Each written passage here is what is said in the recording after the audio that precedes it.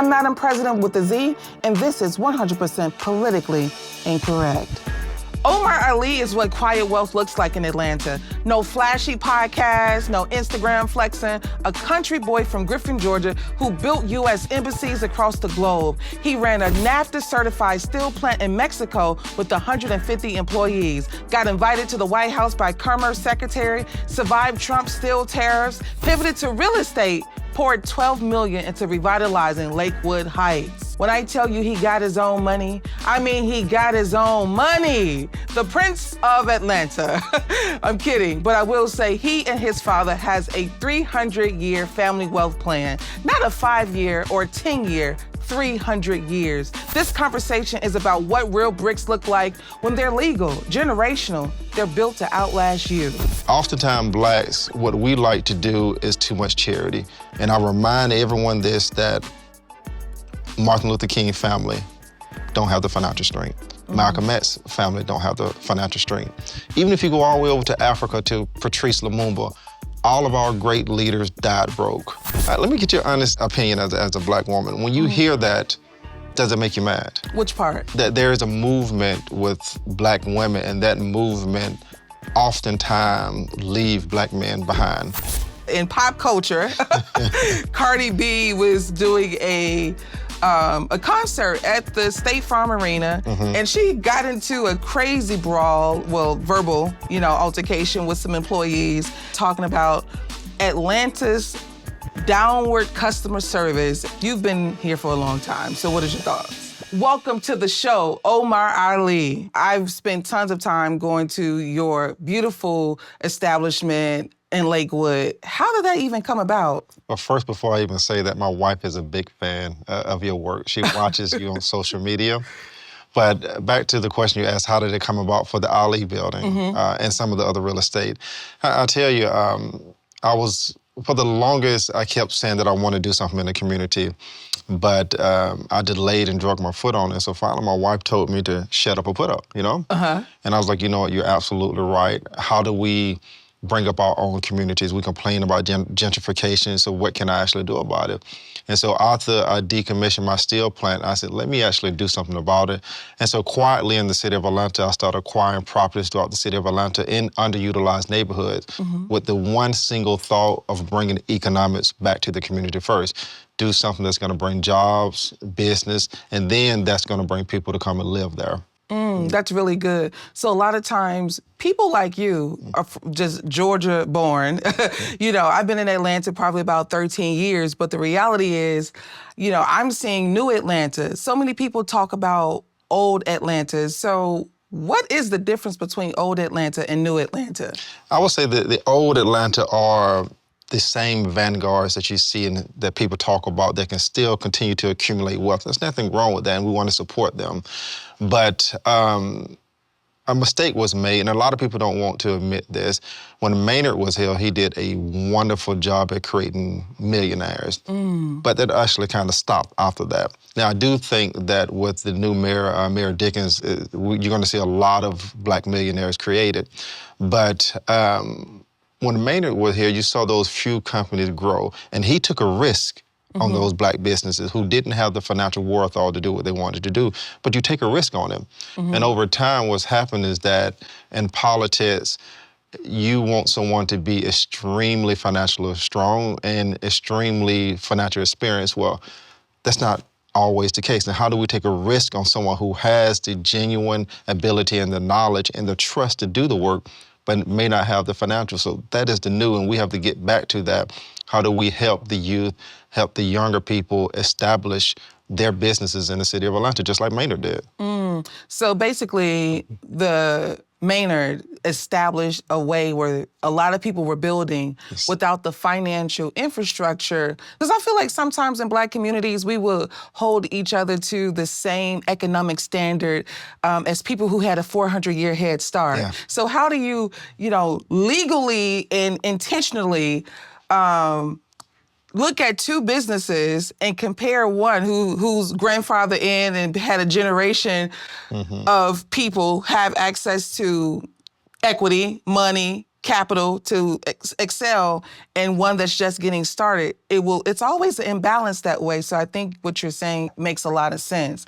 So let me ask you this, because everybody knows Omar Ali is not a Republican or a Democrat. Yeah. Some people get like, well, what you mean? What are you then? Yeah. But the truth of the matter is, I think you've stated that you lean toward independence. You lean toward, hey, who is going to deliver on the promises to businesses and the people in the community? And I think that's very essential. So based on where you have seen politics in the last few years, what is the biggest struggle Black people in political spaces are challenged with that can't be fixed politically that we think can?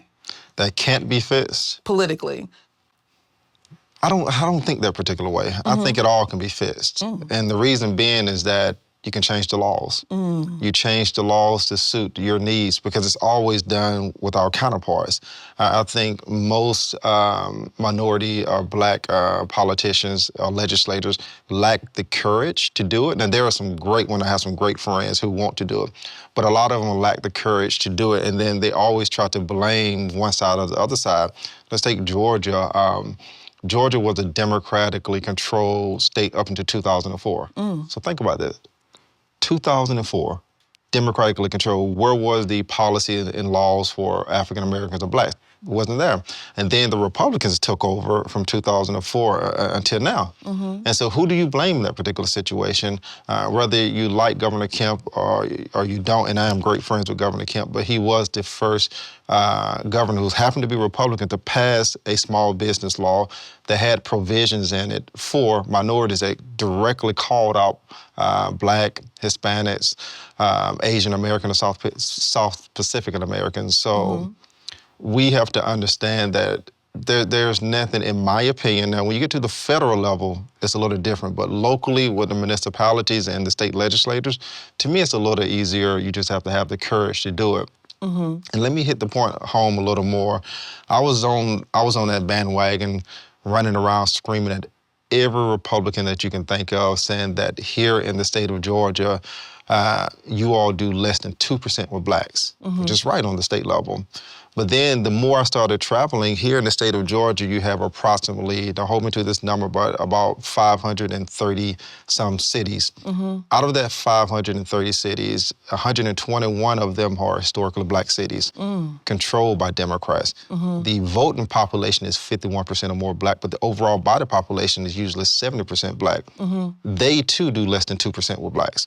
They're in a position, they control their towns, they can put laws and policy on books for Blacks, but they don't. And so that's when it comes down to, it's about the individual person, regardless if you're Republican or Democrat, because neither one of them was doing something, regardless if he was white or Black, because here we are in the state of Georgia with all of these Black cities. They too was doing less than 2%. Not all of them, there was a couple of them doing more. That's real interesting, because it's basically, you're saying that you were in control and power. Yes. And you weren't doing what you said you was going to do with it, which is what people experience very frequently in any form of politics, which is the question, some people feel like, why do I even bother? There was a big movement when Stacey Abrams was running, where people felt like, they were trying to say that Black men wasn't in support of Stacey Abrams, but of course, she came back to say that's not true. She came back around to say, I don't believe that is the case. But there was something happening with the gender push for women. This is a movement for women. And I think that gets in the way when this is a movement for people. This is a man movement, a woman movement, a children movement. Because why would I push women and then have their husbands and their brothers and their uncles left aside, and the children? That doesn't make sense. Very frequently, people have used everything to separate Black men and women from this unity and togetherness, and understand that no matter where your political stance is, your needs can be met on a legal basis. However, the emotional side of it, people always say Black people lead with emotion versus logic as it relates to any kind of anything politically. I just did a post on that, and I was a little bothered that most people didn't look at the message of the post, because you brought up Stacey Abrams, and everyone know that I didn't support Stacey Abrams. I supported Governor Kemp. And most people don't realize this, the whole movement with black men was started by me and my father. We have a 20-year plan, and that took off like wildfire across the entire country, to where you saw black men making a movement. And we have one thing in common: we want to take care of our community, and we want to take care of our family. We were tired of the politics. We've been protesting police since Rodney King and before that, no change. We've been complaining about the school system since forever, still no change. But when you look at it, the one common factor is economics. So my father and I, we believe that the symptoms in our community is the lack of economics. Crime can be solved, education can be solved, jobs can be solved. And so we decided, not to say that we don't care about the other issues, but we became very singular in our focus. We only want to discuss economics. And anytime we're talking to a politician, we're only discussing economics. Now, back to the point that you was making about dividing black men and black women, when I made that post, a lot of black women got upset at me, and they didn't understand. They missed my message. I think I did a good job at saying that we have to come together back as a family. There's no black man and there's no black woman. There's the black family, and we cannot be separated. And that's the idea that I'm going to continue to focus on, no matter what, you know. I agree. Let me get your honest opinion as a black woman. When you hear that, does it make you mad? Which part? That that there is a movement with black women, and that movement oftentimes leave black men behind. Yeah, I mean, it's one of the things that a lot of black women don't get a chance to really tap into, is that our position in America has always been rooted in divisiveness. So there has never been a time since we have been on American soil where the black man and the black woman has had the opportunity to have true unity without some kind of interference. Yes. So you have to be intellectual to see how sophisticated supremacy is, to understand that, yeah, they will definitely give you a black woman movement just so they can start laying you off by the 300,000. And that's the difference between what's happening in black communities versus white. Their movements do not exclude their husbands and their children, only ours. So even in, white feminism, the white feminist was, fighting and going against her father and her brother. Meanwhile, we had no reason to be in their movement. We going against an entire architecture of a system.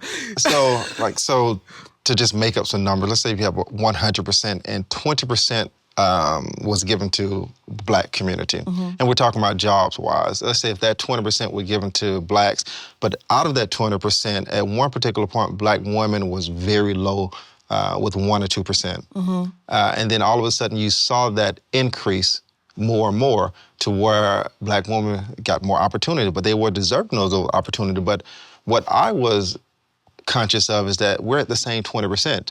And so my fight was like, look, black women wasn't getting enough, but overall we're still only getting 20%. We need more than that. You increase the opportunities for our black women, but don't take it from the pool that the black man was getting.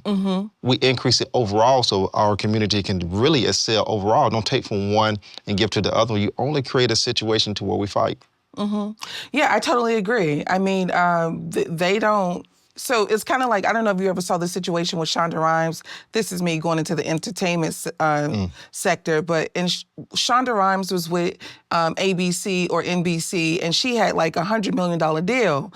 And so she was in the midst of negotiations. They were giving her everything she wanted. She had TV locked down, with Scandal and How to Get Away with Murder. So she was, basically everybody wanted her. Well, she asked for tickets to Disney World, and they had given her a handful of tickets along with millions of dollars and all types of yeses across the board. And she asked for additional ticket. And you know what the CEO said of that particular network? He says, does she ever get tired? Does she not have enough? And from that, she responded, you know what? I don't want to do business with you all anymore. But it's always I believe that we get into a dangerous space when someone else is determining our cap. That's it. Somebody else is determining what's good for you. That's not a grand thing, so that's one of the things that I think you've done very well is you've learned business to the aspect where, you are going in rooms negotiating for millions of families they don't even know. That's right. You're going in talking to the mayor. People don't even know who Omar Ali is. And I love the story that you told me about your father when you were growing up. Can you tell us that story? I want people to know that story. I probably told you so many, but I think I know the one you're talking about. The hospital. Yes. So my father is a brilliant guy. And I don't talk about my mother much because my mother had an alcohol and drug problem. And so my father raised me, luckily my father raised me, the judge, now here's a story that I've probably never told anyone. If it wasn't for an issue that happened, my life could have been totally different. And so my mother just wasn't paying attention to us. And I remember one particular time, for some reason, I used to like to jump out of high places. So 4 years old, jumping out of a 2-story building, I don't know why I would do that. But because of that, my retina detached. So I'm blind in my right eye. It took that for the judge to say, you know what? Your father has full custody. Had my father had not had full custody of me, where would I be in life? And so my father's such a strong man. And he knew that working for yourself was the way to be. And so growing up, this was around the time that the Cosby Show was on. And I remember thinking about Claire. I was like, man, she's smart. I want to be an attorney. He was like, no, you can't be an attorney. And so, okay, well, Heathcliff Huxtable, Bill Cosby. I was like, okay, I'm going to be a doctor. He said, you can't be a doctor. I was like, Dad, well, you tried to go to the Olympics at one particular point. He said, you can't play in the sports. I was 12 years old. He said, I'm going to give you 1 year to figure this out. And so on my 13th birthday, he said, did you figure it out? I was like, no, sir. He was like, Omar, why don't you own the damn hospital? Why don't you own the law firm? Why don't you own the sports arena or build the sports arena?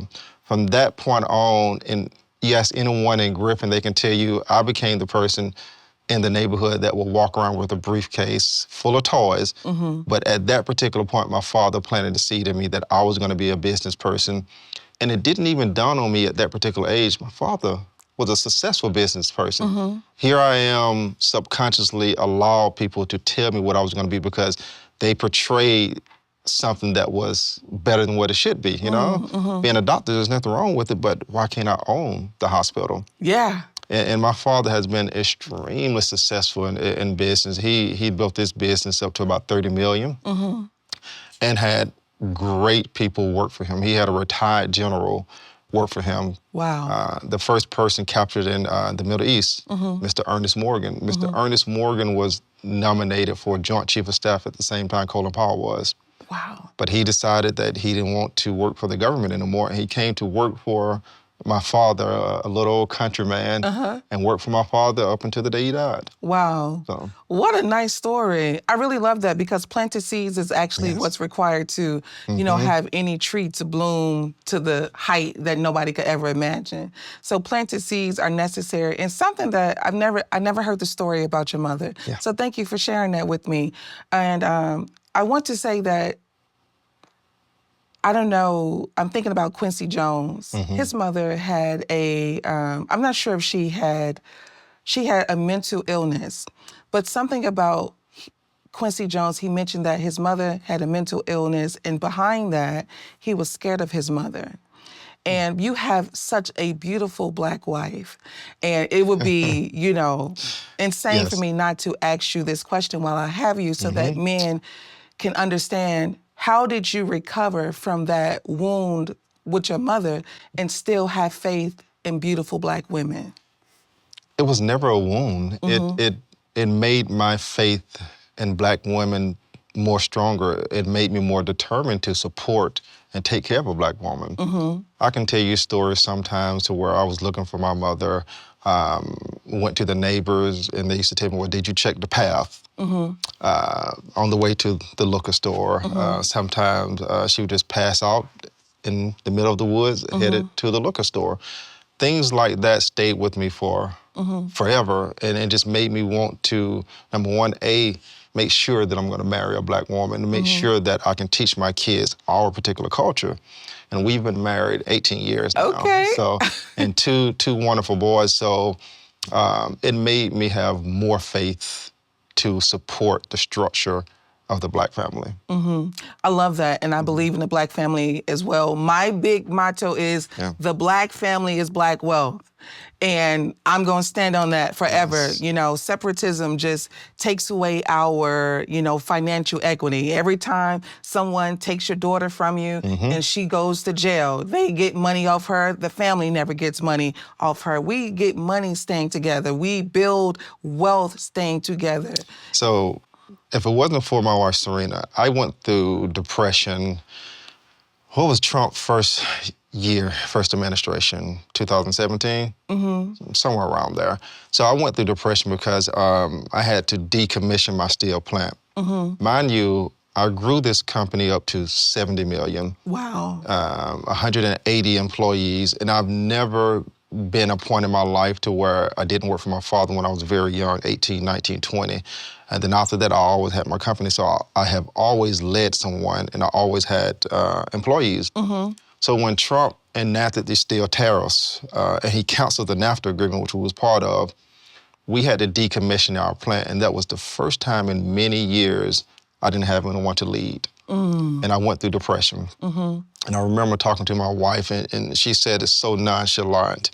At the time, it pissed me off a little, but I thought about it. I was like, well, she's right. That's her faith in me. She was like, you're going to figure it out. And that was it, But that was her way of having so much faith in me, is telling me, you're going to figure this out. Don't worry about it, And sure enough, I did, like I always do, What I find interesting about this is your ability to lead is also, it's like a moving force within you, which is important because I feel like some people, some men and women, are natural leaders, but they don't know how. They just they are supposed to be leaders, but they're not aware that this thing I have is supposed to go somewhere. I'm supposed to have some people, that I'm guiding to something. They don't have that level of self-awareness. So what would you tell a young person who has no one to lead, but they feel like they're a leader? That's a good question. What would I tell a young person who has no one to lead? Leading someone is one of the most fulfilling things that anyone can do. I'm not sure if you saw a post I made about, I carry this note in my wallet, and I've carried it in my wallet since 1998. I would pull it out, but it's going to crumble up, but you'll see the post that I made on it. In 1998, I had the forethought to write myself a message to tell myself that I'm going to become powerful through wealth and knowledge. And remember, when you do become powerful through wealth, there's no need of wealth if you can't enjoy it and take care of others. And there's no need of knowledge if you can't lead other people on the right path and show them what you've done. And that is just so fulfilling for me. And every day from 1998 until I was 30 years old, I used to read that every single day, and it shaped the way that I thought. Wow. And so I tell the youth, you have to plant that seed now. You can frame your own mind. You can make yourself into whatever you want to be at such a young age by telling yourself that. And I'm living proof of it. My wife is living proof of it. My father's living proof of it. So. That's really good. I'm going to keep that in mind. Octavia's Butler, she wrote some very nice affirmations to herself, and somebody found it in a book. She had notebooks of, I'll be a famous author. I'll be, well-known, and all of it came to pass. I'm going to say this about Atlanta. I'm not sure if you saw this recently, but in pop culture, Cardi B was doing a concert at the State Farm Arena, and she got into a crazy brawl, verbal, altercation with some employees. And basically, everyone has been on the internet talking about Atlanta's downward customer service and how pretty much we are losing, I guess, good customer service business. Gratuity is 20% in a lot of different spaces in Atlanta, but the service isn't adding up. You've been here for a long time, so what is your thoughts? Is that directed toward Black customer service, you think? Well, that's a good question because I haven't heard white people say that in their establishments. I haven't heard a white person say, I went down to the Cracker Barrel and it was not hot. The peaches were not hot. I have not heard that yet, so maybe. I would say there is some truth in it, but, and I say this with the caveat, there is tremendous great Black companies in the city of Atlanta that has great customer service. Black coffee, yes. You've been there, that customer service that is in there. Every establishment that we have has great customer service too. But I do think the notion of how things are portrayed on social media has made people lose touch with that. Atlanta does have a lot of restaurants that overcharge and a lot of places that overcharge. And to me, that's taken away from that customer service. Earn that, versus trying to pass that on to your patrons, So there is some truth to that, but I don't think it's lost. Okay, it's not lost. But you got to, what happened with Cardi B? I'm behind on this. Well, pretty much, I think some staff was being rude to her employees, and they were there, of course, going in and out practice, and it just kind of was a very unprofessional encounter. I personally believe that we're losing people who want to be in service. We have a lot of people who are in service, but they don't enjoy it. They don't enjoy it, and they don't desire to be there. And of course, when I was younger, when you were in the service position, you were there at a certain age. It's a lot of people that are in service positions, and they just hate it. I never looked at it that way, that they desire to be in that particular position because they desired it. Their customer service was exceptional. Yeah, we wanted customers. Remember when you were probably 20 years ago when you went to a grocery store, the cashier had a different persona than what you experience now. We can barely have a cashier anywhere. I got to ask you this because I know how well connected you are, and I want to ask you, if it's possible, what happened with Target and what is the resolve there? I think I'm disappointed in where we are with Target. I feel that we didn't get anything out of it. But I think our approach was wrong. I think we was a little too emotional. So when I'm negotiating with certain things, you have two folds to it. Yes, you need the boycott, but you also need someone to understand how to negotiate from a business standpoint. Target is a corporation. They want to make profit. How do we help them to adhere to making some particular profit while still getting what we want out of it? And when people are going into situations like that, they're too emotional, they're not thinking both ways. You want to be successful with the outcome. You don't want to walk away with everything that you want because the negotiations are not going to go well. And I do think some of the people that was leading that particular effort didn't approach it from a particular business standpoint. And I can say this because we spoke with Target. We, at one particular point, was trying to help negotiate it before it was taken over. Let's just put it that particular way. And out of respect, we don't want anyone to divide the community. It wasn't our movement, and so let us just back off and just let the people who started the movement handle it. But their approach was just, their approach was just wrong. Yeah. Just wrong on so many different ways. And here we are now. Don't have anything from it, And we're proud that we're going to put this company out of business. Or we're going to try to put this company out of business. Was that the objective? Is the objective to teach them a lesson and we get something out of it?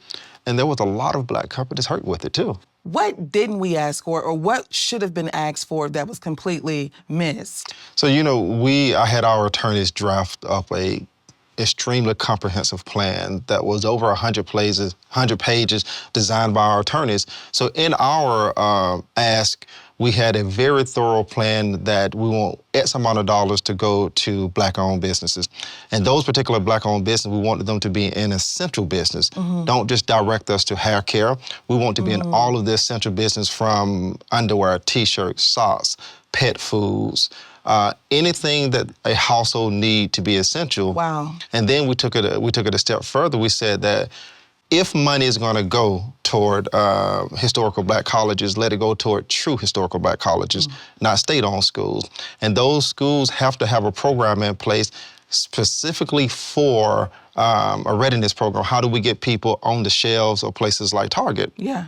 And then we also mandated that we don't want $1 to go to a nonprofit. We love the NAACP, but we don't want the NAACP to get any of it. We don't want any of those particular type of programs to absorb the money and it doesn't trickle down to where it needs to go. And then we said, let's take the billions of dollars that we're asking for, let's create readiness programs across the entire country. Not one person is going to be in control of this. Let's put X amount of readiness program in Texas, Florida, whatever it may be, so that money comes down. And then we need for you guys to help with transportation, which is a big issue. You're giving some of these small business, you want them to deliver to 5,000 stores. That's not realistic. Where's the financial capability to support them for that? Where's the transportation to support them for that? And Target, you guys manufacture your own goods. Can we get a piece of that manufacturing of your own goods? And so our plan was thought out so well. Within 10 years, you probably would have had thousands of Black business doing millions, hundreds of millions, and you would have seen some of them finally reach that $1 billion status. Wow. So I truly believe that there's a deep level of business understanding that we are removed from. That's why I think even on the premise, you're saying, look, the premise needs to be foundational, ready, track that's going to get you in the store, that's going to take you to the next level, which we missed that. We missed this huge, there's a big gap into that. So I really love that plan. We have tons of boycotts. You never know what happens at the end, you know, except the boycott with the Rosa Parks. And you know what they said, not to be funny, but they said Rosa Parks' husband had a car, you know, but I don't know. So sometimes I feel like they'll allow you to come through the street, but I got the toll. Yeah. So you ain't getting to where you want to go to until you come through my toll pass. And that's sometimes how everything is set up for us. So in every form of revolution and evolution, big change must happen. And discomfort must happen. Yes. You know, I don't know how we believe that we're going to revolutionize anything and still be in comfort. I think that's the biggest issue. I believe one of the mistakes that we have as Blacks, we try to lead with the many. There's no culture, there's no race that have made it when the many lead. It's always the few that resolve the problem. And the reason why I say that we can't adhere to everyone's wants. We just can't, you know. We have to take that chance that what we're doing is best for everyone, you know.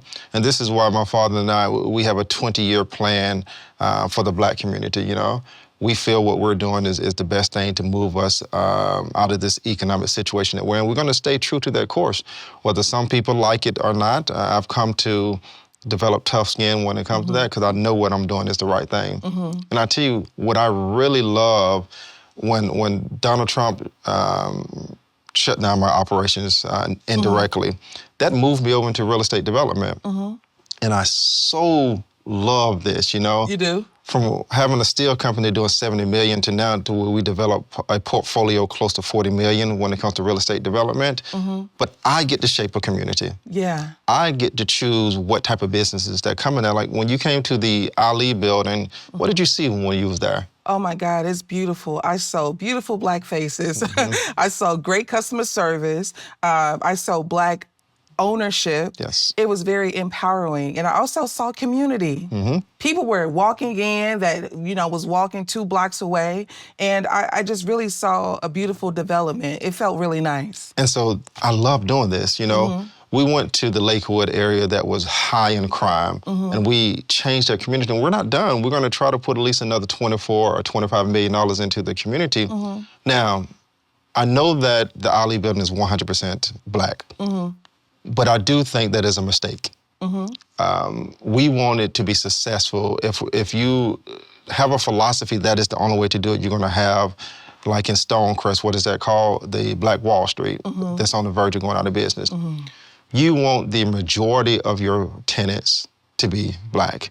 And then you want others because you want everyone to come there to patronize everyone, you know? Unfortunately, we live in a time to where if something is 100% Black, others don't want to come to it. We want others to come and spend their dollars there, just like when we have our counterparts, they develop certain things because they want us to spend our money with them. We want the same thing too. So when we're doing developments, we make developments for all, but the majority of it is going to be based with African-American business. Okay. So, I feel like one of the things that I noticed about you, because even when you just being connected to the steel company, I ain't never met a black man that was like, yeah, I made $100 There's not a lot of million in us. steel, you know, at a particular time. I want people to know that Omar Ali transformed a community. And he's transforming communities all over the world. He's a global blueprint. He has a global print on the earth. And I want them to know, where is your development? So right now we are focused in the south side of Atlanta, the Lakewood, Atlanta area to be exactly. So the plan is, after we spend about $50 million in the Lakewood, Atlanta area, we're going to find another underutilized community and do the same thing and just continue to replicate that over and over again. And community is so big and networking is so big. I am really proud of what we have developed, from moving to supplying steel to the American Embassy of London, Tajikistan, Pakistan, Frankfurt, Germany, Swaziland, Djibouti, over 18 different countries, to bring those resources and to move it back here locally. It's something that makes me feel extremely genuine and proud to do, and to be able to operate on both sides of the aisles, Republican friends, Democratic friends, with the same fundamental philosophy that whomever I'm talking about, economic for our community is the top priority, no matter who I'm talking about. Based on the conversation about businesses and community, you know, you starting from the ground up in some of these spaces, is it profitable to put even businesses in communities that aren't developed? Oh, absolutely. I think it's profitable, but you have to understand that there's a difference between purpose and profit, and you have to make that balance. And so the Ali building, we had the opportunity, Delta wanted to put a manufacturing facility there. Had we allowed them to do that, we probably would have had twice as much revenue. Now, is that good? It's good. Is it good for the community? No. So we went the opposite route. We're still making money, not as much money that we wanted to make, but we chose what is best for that particular community, and you have to take that particular approach. But oftentimes, blacks, what we like to do is too much charity. And I remind everyone this, that Martin Luther King family don't have the financial strength. Malcolm X family don't have the financial strength. Even if you go all the way over to Africa to Patrice Lumumba, all of our great leaders died broke. I would be damned that I'm gonna die broke, because I'm not gonna be in a position to leave anything for my kids to pick up their torch and to carry on, and so forth and so forth.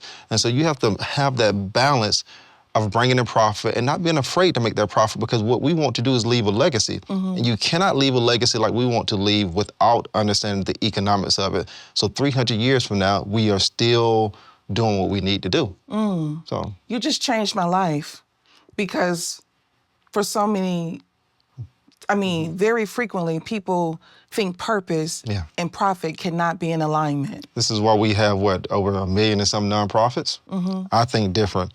I have a nonprofit, but my nonprofit serves my for-profit. Casa Permanente is a nonprofit business, but it's $1 billion business. And so we think that in order to serve the community, we cannot make money, and that's just the most silliest thing. You can do both. You can do both. And I've proven that we can do both. You just have to be intentional about it, just like we lowered the rents for everyone in the Ali building to attract them to the Lakewood area because of the situation. And as they start to grow, we just gradually increase so that we can make more profit, because they're now making more profit. Absolutely. Be intentional with it. Yeah, I like that. And it really, the balance is what's required. And if you're trying to get money fast, you're always going to have a problem with balance. Yes. You know, because sometimes as black businesses, we 3X things. I never forget selling things personally. They say, you want to buy a t-shirt, you pay $10, then you sell it for $40. You 3Xing something. Now a person who's used to paying $8 at Walmart for a t-shirt, trying to pay $40 for your t-shirt. Did you see that statement I made when my father was helping with the Million Man March, to where he met with a friend of his who was Jewish? And that particular person told him, oh, we want to help you guys to get 10 million people. And it blew my father mind. Like, why would you guys want to do that? And he told my father, who hotels you going to stay in? Who t-shirts you going to buy to print your ink on? Who ink that you got to buy? I'm supporting what you're doing. He Come said, on. get 10 million people. We don't have to understand or like what you guys are doing. He said, but for this short time period, this day, we're gonna make millions of dollars off you all. And so we are 7 years in our 20-year plan. Wow. And it's gonna revolutionize, just like my father has a 300-year plan that our family live by with that 300-year plan. And I know we're out of time, we can't talk about that. Okay, so. no, because look, let me tell you, I'm ready for the 300-year plan, but you know, I definitely want to keep us just aware just to of tell time, you who I am the son of Yusuf Ali, the husband of Serena Ali, the father to Idris and Taj Ali. Legacy and family means everything to me. Our family creed is the creator first, whomever your creator is, followed by community. And your family is behind community, and you yourself is the fourth of those pillars. Wow. So creator, community, family. And self. Yeah. In that order. In that order. I love that. Let me get some of that power. Let me get some of that power. I've been coming out with $100 million after this. You have given us the wisdom to go another 300 years. So look, I just got my social media, Instagram maybe a year ago. You guys can follow me at Omar Ali _OAA. I'm easy to find on LinkedIn also. Just look for my name, Omar Ali. And the name of my company is The Ali Development, so I'm not hard to find.